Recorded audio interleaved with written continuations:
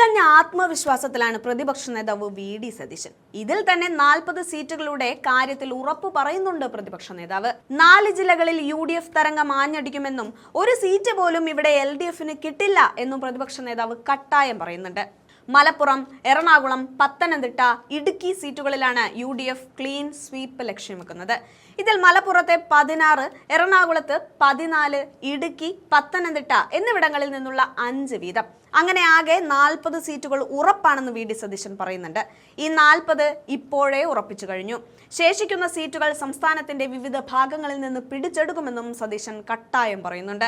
ആ വീഡിയോ ചേർക്കുന്നുണ്ട്, കണ്ടു നോക്കാം. ടൈറ്റ് ഫൈറ്റ് നടന്ന സ്ഥലങ്ങളിൽ ഇപ്പോൾ നമ്മുടെ എറണാകുളത്ത് നോക്കുകയാണെങ്കിൽ കൂടുതലാണെങ്കിലും കുന്നത്താടൊക്കെ ആണെങ്കിലും നല്ല രീതിയിൽ പോളിംഗ് ശതമാനം ഉയർന്നിട്ടുണ്ട്.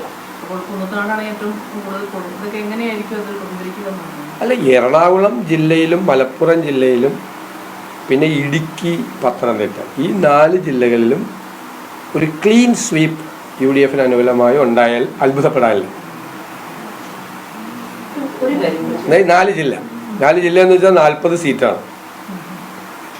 16, 14, 5, 5 40 സീറ്റിൽ ഒരു ക്ലീൻ സ്വീപ്പ് ഈ 4 ജില്ലയിൽ UDFന് അനുകൂലമായി. ഞാൻ ബാക്കി ജില്ലയിലൊന്നും ഞാനത് അവകാശപ്പെടുന്നില്ല. 4 ജില്ലയിലും ബാക്കി ജില്ലയിൽ പത്തനംതിട്ട അല്ല, വയനാട് ഉണ്ടാവും. 43 സീറ്റ്, 5 ജില്ലകളിൽ ക്ലീൻ സ്വീപ്പ് ഉണ്ടാവും എന്നാണ് ഞങ്ങളുടെ ഒരു പ്രതീക്ഷ. 43 സീറ്റ്. അവിടെ അത്രയും നല്ല പൊളിറ്റിക്കലായിട്ടുള്ള ബേസും സോഷ്യൽ ഇതും പിന്നെ ഇലക്ഷൻ വർക്കും ഒക്കെ ഞങ്ങൾ നന്നായി നടത്തി. ഞങ്ങൾ ടാർഗറ്റ് ചെയ്താണ് ഈ 5 ജില്ല. ആദ്യം തന്നെ ഈ 5 ജില്ലയിൽ മുഴുവൻ സീറ്റും പിടിക്കണം എന്നുള്ളൊരു ടാർഗറ്റ് ചെയ്തിട്ടുണ്ട്. അപ്പോൾ ഇപ്പോഴത്തെ പോളിംഗ് ശതമാനവും അവിടുത്തെ ഒരു വർക്കും എല്ലാം കൂടി അസസ് ചെയ്ത് ഈ 43 സീറ്റ് കിട്ടിയാലും എനിക്ക് അത്ഭുതം ഉണ്ടാവില്ല. ഈ മധ്യ കേരളത്തിലെ കണക്ക് കൂടിക്കഴിഞ്ഞാൽ ആലപ്പുഴയിലൊക്കെ പോളിംഗ് ശതമാനം ഈ മറ്റതിൽ താരതമ്യം ചെയ്യുമ്പോൾ ഉയർന്നിട്ടില്ല. കോട്ടയത്തും ആ രീതിയിലേക്ക് ഉയർന്നിട്ടില്ല. അവിടെ നമ്മളിപ്പോൾ ഉദ്ദേശിച്ച രീതിയിലേക്ക് പ്രവർത്തിക്കുന്നത് നമ്മളുടെ വർക്ക് നടന്നിട്ടുണ്ട്. അവിടെ ആലപ്പുഴ ജില്ലയിൽ ഞങ്ങൾക്ക് കഴിഞ്ഞ പ്രാവശ്യം ഒരു സീറ്റ് ഉണ്ടായിരുന്നില്ല. അതായിരിക്കില്ലല്ലോ ഇപ്രാവശ്യം.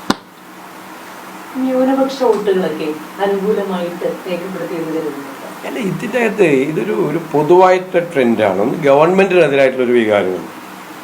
അപ്പോൾ ആളുകൾക്കൊരു നിരാശയും മറ്റൊക്കെ കിട്ടും. വല്ലാത്ത ഒരു പ്രയാസവും ഒരു പ്രതിഷേധവും അമർഷവും ഒക്കെ ഉണ്ട്. അതിൻ്റെ കൂടെ സാധാരണ പതിവില്ലാത്ത തരത്തിൽ ഞങ്ങളൊരു ഹോപ്പ് കൂടി കൊടുത്തിട്ടുണ്ട്. ഞങ്ങളൊരു ഓൾട്ടർനേറ്റീവാണ്, ഞങ്ങളൊരു ബദലാണ്, ഇതിന് ഞങ്ങളൊരു മാറ്റം ഉണ്ടാക്കും, ഞങ്ങൾക്കതിന് കഴിയും എന്നുള്ളൊരു സംഭവം കൂടി കൊടുത്തിട്ടുണ്ട്. സാധാരണ അത് ചെയ്യാറില്ല, ഒരു പ്രതിപക്ഷം അത് ചെയ്തിട്ടില്ല. ഞങ്ങൾ വരുമ്പോൾ ആ സിറ്റുവേഷൻ ഇല്ലെങ്കിൽ ആളുകൾ ഇപ്പോൾ പറഞ്ഞു തുടങ്ങി എല്ലാവരും ഒരുപോലെയാണ് എന്ന് പറഞ്ഞു തുടങ്ങിയിരിക്കുന്ന ഒരു സാഹചര്യത്തിൽ നിന്ന് വ്യത്യസ്തമായി അവർ വന്നാൽ മാറ്റമുണ്ടാകും എന്നൊരു ചർച്ച അത് ഏറ്റവും കൂടുതൽ ചെറുപ്പക്കാരുടെ ഇടയിൽ ഞങ്ങൾക്കുണ്ടാക്കാൻ കഴിഞ്ഞിട്ടുണ്ട്. അത് ഞങ്ങളുടെ ഒരു തെരഞ്ഞെടുപ്പ് പ്രവർത്തനത്തിൻ്റെയും ഞങ്ങളുടെ ഒരു വ്യത്യസ്തമായ ശൈലിയാണ്. ഇതുവരെ ഉണ്ടാകാത്തൊരു വ്യത്യസ്തമായ ശൈലി. നിങ്ങൾക്ക് തന്നെ അറിയില്ല, 2 വർഷം മുമ്പേ ഞങ്ങൾ ഈ പറയുന്ന ഗവൺമെൻറ് പരാജയപ്പെട്ടു എന്ന് ഞങ്ങൾ ആക്ഷേപിച്ച ഫീൽഡിലെല്ലാം ഞങ്ങളൊരു വർക്ക് തുടങ്ങിയിട്ടുണ്ടായിരുന്നു. ഒരിക്കലും ഒരു പ്രതിപക്ഷം ചെയ്യാത്തതാണ്. സാധാരണ ചെയ്യാറുള്ളത് അവസാനമാകുമ്പോഴേക്കും ഒരു ഇലക്ഷൻ തൊട്ട് മുമ്പ് ഞങ്ങൾ ഇതുപോലത്തെ ഒരു കോൺക്ലേവ് നടത്തും, അല്ലെങ്കിൽ AKG സെൻറ്ററിൽ ഒരെണ്ണം നടത്തി 2 പ്രതിപക്ഷത്തിരിക്കുന്ന ആരാണ്. ഇതല്ല, ഇത് ഓരോ ടോപ്പിക്കിലും ഓരോ സബ്ജക്റ്റിലും നല്ല വർക്കാണ് തരുന്നത്. ഓരോ സബ്ജക്റ്റിലും എന്താണ് ചെയ്യേണ്ടത് എന്നതിനെക്കുറിച്ചുള്ള കൃത്യമായ ധാരണ ഉണ്ടാക്കിയിട്ടുണ്ട്. ഞാനതിൻ്റെ എല്ലാവരും അടിസ്ഥാനത്തിലാണ് ഈ കണക്ക് പറയാറുള്ളത്. ഉറപ്പായിട്ട് സംസ്ഥാനത്തൊട്ടാകെ UDF തരംഗമുണ്ട്. ഞാൻ ഇന്നലെ പറഞ്ഞല്ലോ,